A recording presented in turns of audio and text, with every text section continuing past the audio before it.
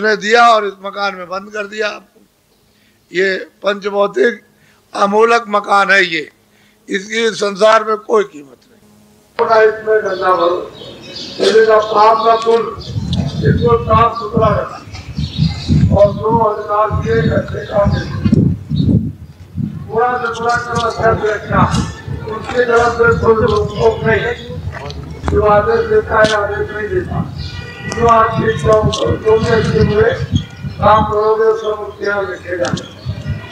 तो ये कहा कि मेरे मकान के द्वारा आपकी बात जो दोनों हाथों के बीचों की दीवार को रेडी उसको लगा और वापस अपने प्रभु के पास पहुंचा। तो ये तो देश आपका है, यहाँ कोई भी संगी साथी आपका, ये तो परदेश है। कहते हैं मेरा साथी है, मेरा बच्चा है, मेरा मित्र है, मेरा भाई है, मेरी जमीन, मेरा मकान है। अरे भाई, ये अनमोल मनुष्य शरीर आपको किराए पर मिला है और निश्चित समय उसने कर दिया थोड़े दिन के लिए। जैसे ही समय पूरा हुआ उसको ये नहीं देखना घर में तुम्हारे बच्चा है, बच्ची है, माँ है, पिता है, कुछ नहीं। जिसका समय पूरा हुआ उसने ऐलान कर दिया कि समय पूरा हो गया, जाओ सिपाही मकान खाली कराओ। उस वक्त दौड़ पड़ेंगे तो बस है क्या करेंगे, आँख अंधी कान बहरे, जबान बंद और बुद्धि पागल, आवाज देते ही बस कहे मालिक का हुक्म है मकान। तो बात एक सेकंड भी नहीं लगेगा। मन को, बुद्धि को, चित्त को, प्राणों को, जीवात्मा को इस शरीर से निकाल बाहर। भाई ये शरीर जमीन पर पड़ा, ये इसके द्वारा जो आपने जमा किया था वो सब मकान ये पड़ा, जमीन ये पड़ी, घर का सामान, सोना चांदी, बच्चे, स्त्री, पति पत्नी, दोस्त मित्र है, ये सब आपके। एक चीज जाने वाली नहीं आती। ये बताओ कभी आपने सोचा है कि मैंने अपने लिए क्या किया? अगर सोचना तो चाहिए था कि भाई तो इसके लिए ठीक है, तो हम इसके काम लेते हैं, जो कुछ भी मेहनत करके लाते हैं इसके काम में लगाते हैं, इसको ठीक रखते हैं। तो मैं कब मना करता हूँ कि आप खेती छोड़ दो, दुकान दफ्तर छोड़ दो, वो काम करो, खेती का दुकान का दफ्तर का, और ये समझ करके मुझे इसकी मलहम पट्टी, मरम्मत, हिफाजत करनी है, रक्षा, इसको संभालो। तो आप इसको रोगी मत होने दीजिए, इसको स्वस्थ रखिए। लेकिन जीवात्मा के लिए आप चल देगी तो न बच्चा काम आएगा, न बच्ची, न धन, न दौलत, कोई मकान जमीन पर कोई काम नहीं आएगा। निकाल कर इसको उठाओगे क्या करोगे? दफना दोगे और जला दोगे, बात खत्म। कुछ यही तक आपका किनारा है, ये मतलब ये आखिरी धाम है इसका। और तुम देखते हो घटना शहर में, गांव में रोज बच्चे के साथ, बच्ची के साथ, बुढ़े के साथ में जो हो रही है, तो आप इतना विचार नहीं करते हो कि मेरी भी बारी आने वाली। जब ये जा रहे हैं तो मैं भी जा रहा हूं, पर आगे पीछे कोई बरस, कोई 2 बरस, कोई 4 बरस, कोई 10 बरस। तो इतना भी करो कि भाई ये तो काम करते हैं, लेकिन कुछ अपने लिए भी काम करने, अपनी जीवात्मा के लिए। तो वो तो आपने सब विचार और काम करना बंद कर दिया। जो किताबों में लिखा था वो भी आपने नहीं समझा। किसी महात्मा से मिलना चाहे तो कोई जाता नहीं। जो इसका भेद बताते हैं, राज बताते हैं कि आत्म धन तुम जमा कर लो, जब जाने लगो वही तुम्हारी रक्षा हिफाजत करे, तो जन्म मरण की पीड़ा से 84 और नरक से आपको बचा ले, तो महात्मा के पास नहीं जाते। ऐसे दिन में उठे, अपना काम किया और रात को आए, अपना खाया, ये इसीलिए। तो ये अनमोल मनुष्य शरीर भी नहीं मिलता, फिर आपको नहीं मिलेगा। इसको आप ध्यान में रखो, कोई भी हो ये फिर नहीं। फिर तो ये 4 खाने, पशु पंछी, कीड़े मकोड़े और नर के, इसमें से निकाल के उसमें बंद, और उसका समय पूरा हुआ तो कुत्ते में बंद, कुत्ते का समय पूरा हुआ तो ऊंट में बंद और गधे में बंद, ये कीड़े मकोड़ों में। और ज्यादा बुरे काम हुए, बुरे मतलब कर्म हुए तो सीधा नर्क। तो ये उनको अवसर मिलेगा। तो ये जीवात्मा बेचारी पिटती रहेगी, रोती चिल्लाती रहेगी, कोई रक्षा नहीं करेगा। अब की बार मौका मिला तो या भोगों में फंस गए। ये क्षणिक भोग, इसमें कोई अस्थायी भोग है? कोई भी हो भोग, कोई अस्थायी क्षण, और उसके लिए दिन रात मेहनत करते हो और कुछ नहीं मिलता। अरे भाई अस्थायी भी तो आनंद है, वो तुम्हारे दोनों आंखों के ऊपर है। दरवाजे पर बैठे हुए स्वर्ग के वैकुंठ के, और तुम मतलब किसी से पूछते नहीं भाई स्वर्ग कैसा, किधर रास्ता है, कैसे जाएंगे, वैकुंठ में कैसे जाएंगे। किसी कोई जानकार मिल जाए तो आपको बता दे कि भाई तुम्हारे दरवाजे पर है, तुम ऊपर आंख उठा करके देखो तो तुमको स्वर्ग मिल जाए, स्वर्ग देखने लगो, देवलोक मिल जाए। लेकिन आप किसी से पूछते नहीं, भाई यही देखते हो दो आंखों से। अबे दो आंखें तो शरीर की हैं, दो कान शरीर के और दो नाक शरीर के। ये जब खराब हो जाए तो आप डॉक्टर के पास दौड़ के जाते हो कि आंख खराब हो गई, कान खराब हो गया, दवा दे दिए। तो जीवात्मा की आंख और कान खराब हो गए, उसके लिए किसी महापुरुषों से दवा मांगते कि हमको वो आंख दे दीजिए जिससे भगवान की सृष्टि देखें, तो वो तो आप गए नहीं कभी किसी।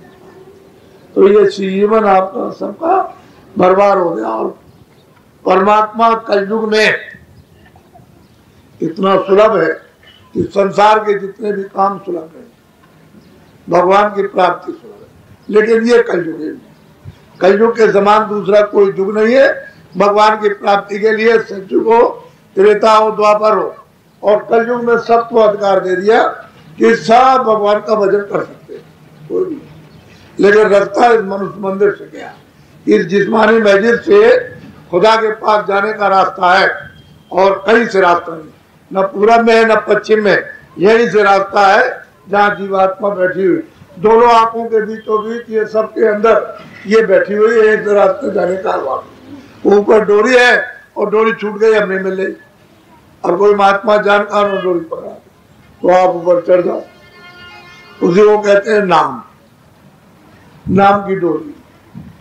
शब्द, आवाज, देववाणी, ब्रह्मवाणी, आकाशवाणी, कीर्तन हो रहा अखंड, कभी बंद नहीं, 24 घंटे। लेकिन तुम्हारी जीवात्मा के कान और आंख बंद हो गए, इसलिए अब वो कुछ है ही नहीं, कुछ नहीं। इसलिए आए थे प्रभु को प्राप्त करने के लिए मनुष्य मंदिर में, लेकिन वो काम छोड़ करके पशुओं का काम कर रहे थे।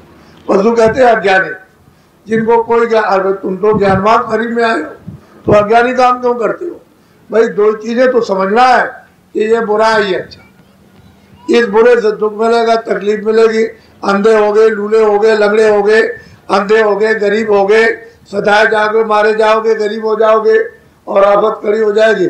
ये अच्छा काम इससे सुख मिलेगा। शरीर ठीक रहेगा, हाथ पे ठीक, आप ठीक रहेंगे और तुम्हारी इज्जत होगी और सेवा होगी, तुम मान सम्मान से रहोगे, कोई तकलीफ नहीं होगी तुमको।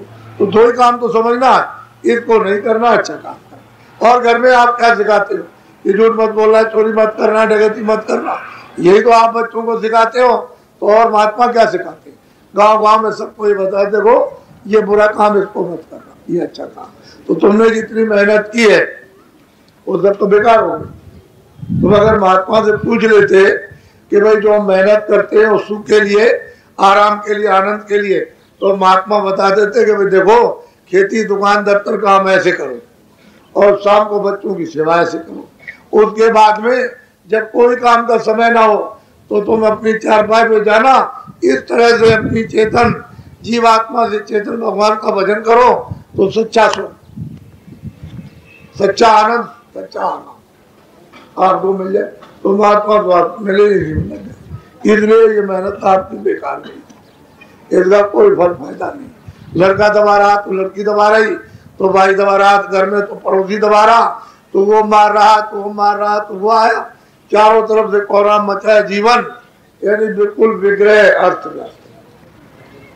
तो पहले महात्मा कहते हैं सुमत से रहो, सुमत से परिवार चलता, सुमत कहते हैं प्रेम, प्यार, कहते हैं सुमत से रहो तो मंगल में, घर मंगल में, समाज मंगल में, जाति मंगल में, सबको धर्म मंगल में।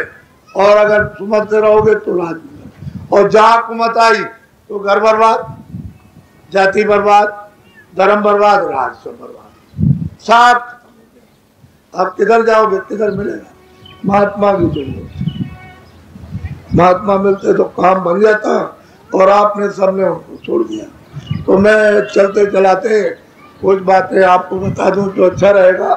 वो तो मैं रास्ता तो बताता ही हूँ, वो तो मैं बताऊंगा ही भगवान के पाने का रास्ता बड़ा सीधा बड़ा सरल है, लेकिन कुछ बातें हैं जरूरी है उसको सुन लो। ये 96 का साल बड़ा खराब है, बहुत खराब। 96 का साल बड़ा खराब सबके लिए, परिवार के लिए, भाई के लिए, जात के लिए, धर्म के लिए, राज्य के लिए, देश के लिए, विदेश के लिए, सबके लिए खराब है। इसमें बन जाएगा कारण, पूरा कारण बन जाएगा और खराबी का कार्य बाद में शुरू होगा। वो तो मैं आपको बताता जाऊंगा, लेकिन बहुत खराब। अभी आपने बीमारी नहीं देखी, लड़ाई झगड़ा नहीं देखा, अभी आपने गरीबी नहीं देखी, आपने महंगाई नहीं देखी, अभी आपने कोलाहल कोहराम नहीं देखा, अभी आपने मतलब ये कि कुछ नहीं कि भूकंप कैसे आता है। तो ये सब तकलीफें आगे आने वाली है। एक बात हम जो इस मंच पे बोल के जाएंगे वो एक भी बात इधर उधर होने वाली नहीं है, वो अपनी सब जगह पर है। अब मेरी बात को आप लोग पढ़े लिखे हो, समझदार हो, वो समझ से काम। 4 वर्षों से लगातार बोल रहा हूँ कि देखो अपना अपना सब लोग यानी बचाव करो। ये भूमि जोतक, काश्तकार, दफ्तर वाले, कर्मचारी, अधिकारी, ये सेठ साहूकार, राज करने वाले अपना अपना बचाव सोचो, बचाव करो। चंडी जो है मसाल लेकर के वो चल पड़ी। पहले कहा था कि चंडी तैयारी कर रही है, सच धज करके चलेगी, और फिर इनको कहा कि वो बिल्कुल मसाल लेके चल पड़ी, मुल्कों में जा रही। उस मुल्क का दौड़ा, उस मुल्क का दौड़ा, उस मुल्क का दौड़ा, उस देश का दौड़ा, उस देश का दौड़ा, और सब मुल्कों में जाकर के वो क्या करेगी चंडी।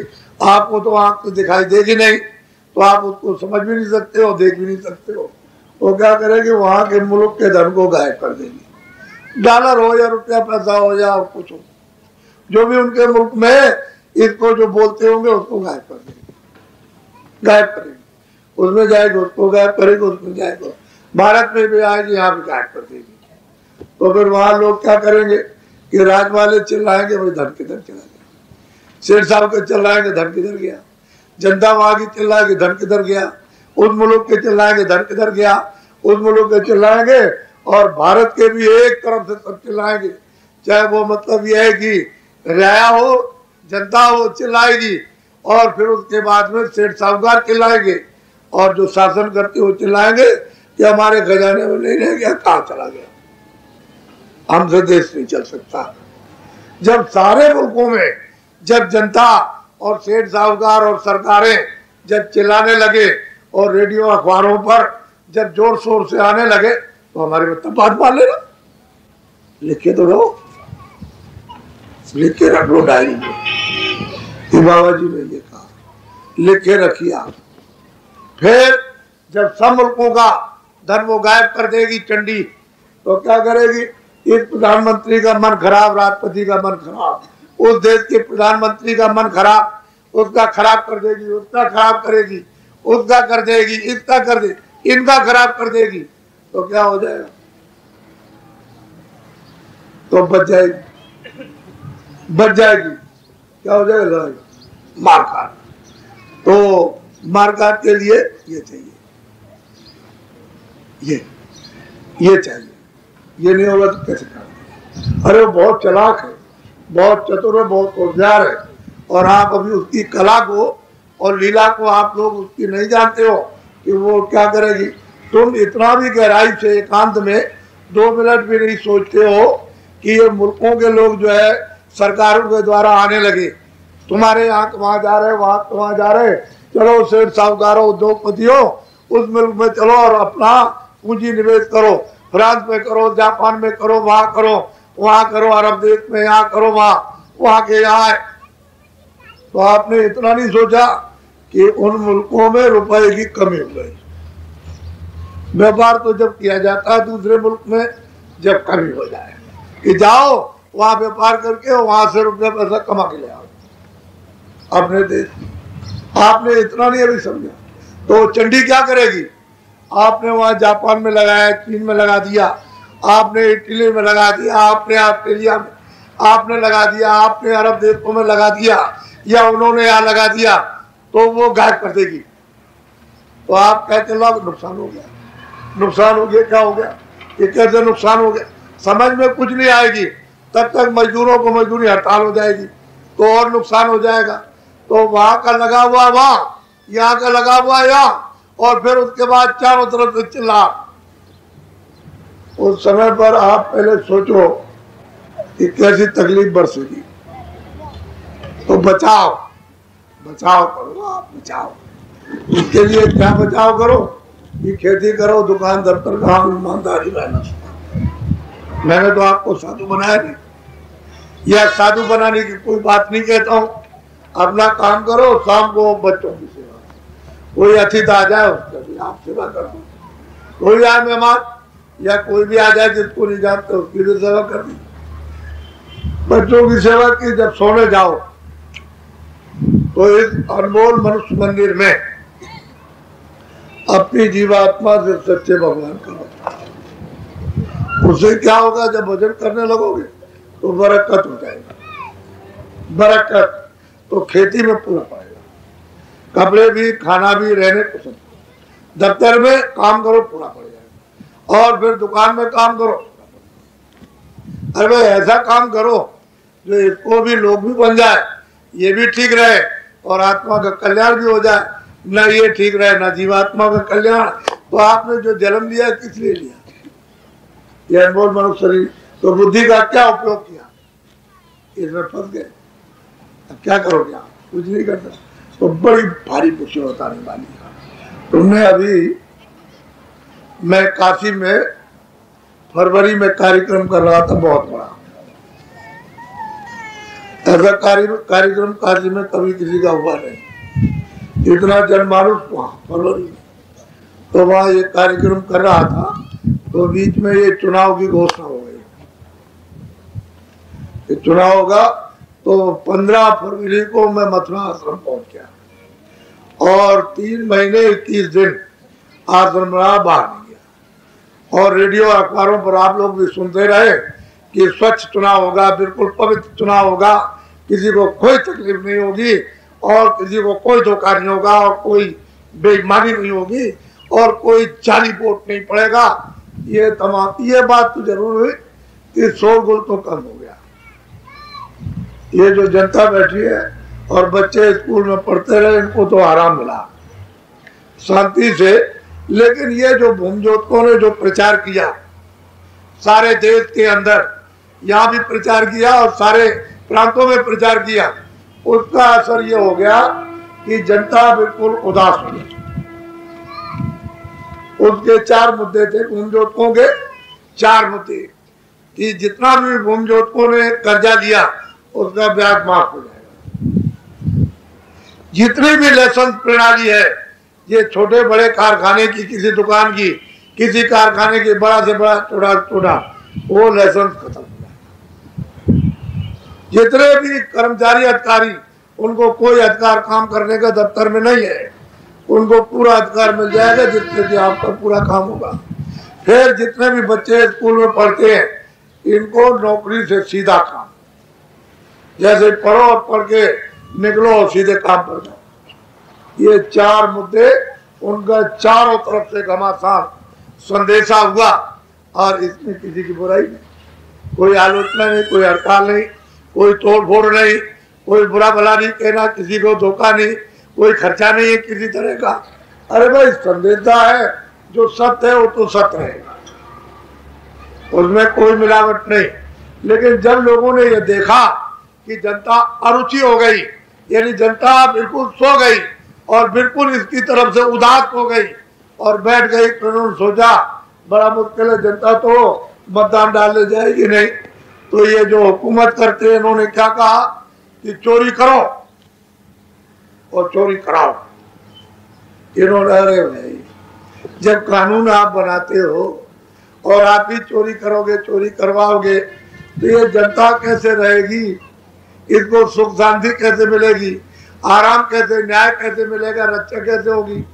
तो वो तो बात, लेकिन आपके पास कुछ नहीं, भगवान कुछ नहीं है, तो हम देख लेंगे, भगवान तो हमारी जेब में रहता है। तो आपने फिर मतलब यह है कि सोचा कि चलो ये काम किया जाए, तो जितने भी चुनाव अब की बार जितने पहले हुए वो तो पीछे कर दीजिए आप, लेकिन जब आप वोट डालने गए मतदान यानी पोलिंग स्टेशन पर, तो आपका जो असली वोट पड़ा, असली मतदान पड़ा वो तो 15%, सब मिला करके यानी सबको जोड़ करके 15% से ज्यादा नहीं कमी होता, और 85% सब फर्जी जाली, यानी ये लोग गए नहीं तो इनके नाम जल्दी डालो, देर मत करो। अरे ऐसे हाथ रख करके और दिल पर कि बाबा जी ठीक कह रहे कि गलत कह रहे, उसको आप लोग अच्छी तरह से, और अखबारों पर रेडियो पर हम जा रहे, सीधे दिल्ली पहुंच रहे, वो कहता हम पहुंच रहे, वो कहता हम पहुंच रहे, सब जोर शोर से नगाड़ा बजा रहे, और जनता बिल्कुल चुपचाप गांव में सब जगह पर एकदम कुछ नहीं बोल रही, कोई आए कुछ नहीं, और कह रहे हम जा रहे, हम प्रधानमंत्री, हम ये बनेंगे, हम वो बनेंगे, सीधे जा रहे, हमको 200 और हमको 150, हमको इतने, हमको इतने, हमको इतने, ये सब आवाजें आप सुनते रहे। मैं आश्रम में सब सुनता रहा, बैठ के देखता, 3 महीने 21 दिन वहां रहा मथुरा आश्रम पर, कहीं बाहर निकल के नहीं गया, ये सब देखता रहा, और इन लोगों से सबने कह दिया कि पूरा पूरा अध्ययन कराओ, तो आपने देखा 15% तो असली मतदान पड़ा और 85% जाली, तो आपने क्या किया मिलकर के कि बुद्धि का कत्ल कर दिया, यानी कत्ल कर दिया बुद्धि का। जैसे किसी आदमी को मार दो तो इतना अपराध नहीं जितना बुद्धि कत्ल करने का अपराध है। ये बुद्धि की चोरी की आपने और बेईमानी की, बेईमानी कराई, ये जनता को कभी फलता फूलता नहीं, किसी तरह का जनता को कोई सुख नहीं मिलेगा जो इस तरह की चोरी कत्ल करेगा। बुद्धि का कत्ल, जनमानस का कत्ल, ये कत्ल कर दिया। तो अब किसी कोई कहता है मेरे 200 आ गए, कोई कहता है मेरे 150 आ गए, और बेचारे कोई 5 है, कोई 6 है, कोई 10 है, कोई 15 है, ये छोटे छोटे जो ग्रुप में लोग आए, वो छोटे छोटे, वो तो सीधे दिल्ली पर बैठ गए, शासन करने लगे। और जो बड़ी बड़ी पार्टियां थी और कहती है मैं 200 है और मैं इतना हूं और मैं दिल्ली जा रहा हूं, ये सीधे हाथ मलते रह गए, हाथ मलते रह गए, और वो छोटे छोटे हुकूमत करने लगे। ये परमात्मा का चमत्कार नहीं है, ये भगवान का करिश्मा नहीं? आपने इस पर कभी विचार नहीं किया कि वो देख रहा है, उसके देवता देख रहे, और तुम कहते हो हम जबरदस्ती जाएंगे? ये नहीं, कुदरत ने साथ दिया, उसने साथ, ऐसा काम में साथ नहीं देगा। इसलिए आप ये काम मत कीजिए, आप चोरी मत कीजिए, न कराइए चोरी। इनकी श्रद्धा, ये श्रद्धा को लीजिए कि आप अपना मतदान, अपनी बुद्धि दान, अपनी भावना का दान, अपनी इच्छा का दान स्वेच्छा करो, चोरी से। जब नहीं चाहते तो जबरदस्ती हम नहीं गए, तुम्हारे नाम पर डालिए। अब वो पहुंच रहे हैं तो वहां कहते हैं भाई हम तो आए वोट डालने के लिए, कह रहे तुम्हारा वोट पड़ गया। तो जो यानी आप देखिए ग्रुप के ग्रुप में वोट डालने के, वोट पड़ गया, वोट पड़ गया, तो आ निकल गई जनता की, और फिर एक गांव के नाम काट दिए, लिस्ट में से उड़ा दिया, उसका उड़ा दिया। ये क्या हो गया? ये सब तो भान, तो इससे अच्छा नहीं। अब आप मेरी बात को सुनो, मतलब पाली। आप लोग कहते हो सब हिंदुस्तान के जितने भी जोशी फेल हो गए, और जितने भी अखबार वाले कहते हैं हम सब कुछ हिंदुस्तान में जानते हैं, वो एक आकर के बीच में सीधा टपक पड़ा, जिसको कोई नहीं जानता था, न तो राज्यसभा का मेंबर, न वो MP है, और सीधा आकर के टपक गया। ये चमत्कार नहीं? अरे इसको तो बैठ करके सोचो। वो कहता है कि हम अच्छे काम करेंगे, तो आप उसको मौका दे दीजिए, क्या नुकसान है? आप देख लीजिए, इंतजार करके कहता है मैं अच्छा काम करूंगा जनता का, तो आप उसको समय दे दीजिए आप। लेकिन आपका हॉल दिल एकदम से घबरा गए, तो घबराने में तो आप दिमाग ठीक नहीं, पागल हो गए, क्या करे क्या न करे। अब ये हालत हो गई, तो जो कुछ किया है वो तो भुगतना पड़ेगा, वो अच्छा नहीं किया जनता ने। तो मेरी बात को बड़े ध्यान से अच्छी तरह से सुनो और समझो उसको कि ये काम मत करो, ऐसा काम करो प्रजातंत्र रहे। कल अगर कोई कह दे कि नहीं प्रजातंत्र नहीं रहेगा, ये प्रजातंत्र बर्बाद हो गया, अब राजतंत्र तो आप क्या करोगे? मैं आपको पूछता हूँ क्या कर सकते? कल राष्ट्रपति कहते कि हमने लोकसभा भंग कर दी, ये आप सब गड़बड़ काम करते हो, तो मतलब ये भंग कर देगा तो आप क्या कर सकते? कुछ नहीं। क्या और मुल्कों में नहीं होता? जरा सा गड़बड़ी होती है तो हो जाता, आप चिल्लाते रहिए आप। तो इसलिए ऐसा मत करो। प्रजातंत्र को करते हो, प्रजातंत्र का नियम और उसके वसूल और उसकी सेवाएं जो वादा करो और करो, थोड़ा त्याग तो चाहिए। जब त्याग करोगे तो जनता आम का काम होगा और वो आपके काम से खुश होगी, प्रसन्न होगी, उसको आराम मिलेगा। और आवाम का काम नहीं करोगे तो ये सही बात। अगर मुझसे पूछते हो, कोई अगर सच्चा आदमी आ जाए, कोई भी आ जाए, तो जितने भी राजनीतिक लोग एक भी नहीं बच सकते, अगर मुझसे पूछते आप पहले सोच लीजिए। तो इसलिए है कभी कुदरत ऐसा कर दे, सच्चा आदमी आ जाए, किसी के दिमाग में कुछ और बैठा दे, तो आपको अभी क्या पता है? तो बाबा जी को तो ये मालूम है। इसलिए मैं आपको कहता हूँ सचेत हो जाओ। किसी की तुम बुराई करते हो, इसकी बुराई, उसकी बुराई, उसकी बुराई, इस राजनीति की, उस राजनीति की, उस धर्म की, उसकी बुराई, इसी में लगे हुए हो, तो कुछ इनका काम क्या करोगे? जब घर में झगड़ा हो जाएगा तो कोई दुकान चलेगी, कोई खेती होगी? वहां झगड़े में फंस गए, कौन जाएगा नौकरी पर? तो भाई झगड़े में जब फंस गए तो फिर मतलब जनता का काम कौन देखे? आप तो मतलब यही कि हमारा चला न जाए, हमारा चला न जाए, हमारा टूट ना जाए, फूट ना जाए, बस इसी संभाले में, और कैसे रहेगा कैसे जाएगा बस में लगे रहे। ये बेचारी बर्बाद हो गई जनता। अरे सेवा करो, जनता तो जो सेवा करेगा अपने आप चाहती है। ये तो वैसे श्रद्धा के फूल बरसाती है, ऐसा नहीं है, लेकिन थोड़ा त्याग होना चाहिए। आप लोगों में त्याग रहेगा तो काम अच्छा हो जाएगा, और त्याग नहीं रहेगा तो आगे समय बड़ा खराब है। हर तरह का राजनीतिक लोगों के लिए, चाहे धार्मिक लोग हों, चाहे मतलब ये दफ्तर वाले हों, और चाहे मतलब है कि भूमि जोतक हों, तकलीफ तो सबको आने वाली। हम ये चाहते हैं कि भाई आपको सबको लाभ हो, और सब लोग अपना जीवन जो कुछ भी बिताते हो थोड़ा सा शांति से और आराम से अपना बिताओ, और कुछ अपनी आत्मा के लिए, जीवात्मा के लिए भी करो। तो आप लोग ये सही बात, सच्ची बात को नहीं सोचते हो कि बाबा जी कितनी हित की बात करते हैं। तो हमको ऐसी बात नहीं, हमारा किसी से बैर ही नहीं, कोई हमारी दुश्मनी नहीं है। जब हमारा बैर नहीं, दुश्मनी नहीं, तो हम क्यों किसी के भी, हम तो सबकी भलाई के लिए सोचते हैं कि सबका भला हो। जितने भी लोग हैं सब इंसान आदमी, सबका। हमारे यहाँ तो कोई जात पात है नहीं, कोई भी जात पात, इसमें तो मनुष्य जाति है, इसमें जीवात्मा रहती है। उस मनुष्य शरीर का भला और जीवात्मा का कल्याण रूप का होना चाहिए। इसमें जात पात का क्या? भगवान की तरफ से तो पहले कोई जात पात नहीं बनी, वो तो बाद में जब ये तकसीम किया है कि ये पाप ये पुण्य है, और अधिकार आपको दे दिया, और जब अनाधिकार का आप दुरुपयोग करने लगे तब ये जाति आपने बनाई है। तो भगवान की तरफ से कोई जात, वो तो कहते हैं हर का वजह तो हर का आई, और जात पात पूछे नहीं कोई, उसके यहाँ कोई जात। व्यवहार और व्यवस्था के लिए आपने ये खराब आदमी, यानी गंधारी के 101 थे, अगर एक को एक बन गए तो उनके 2-2 4-4 बच्चे तो बहुत हो जाएंगे। तो उन्होंने काम बांट दिया कि देखो तुम झाड़ू का काम, तुम ये नाई का काम, तुम धोबी का काम, तुम खेती का काम, तुम पंडिताई का काम, तुम मास्टरी का काम, तुम लोहार का, तुम बढ़ई का काम, ये सबको काम बांट दिया, और तुम ये राजकाज देखना।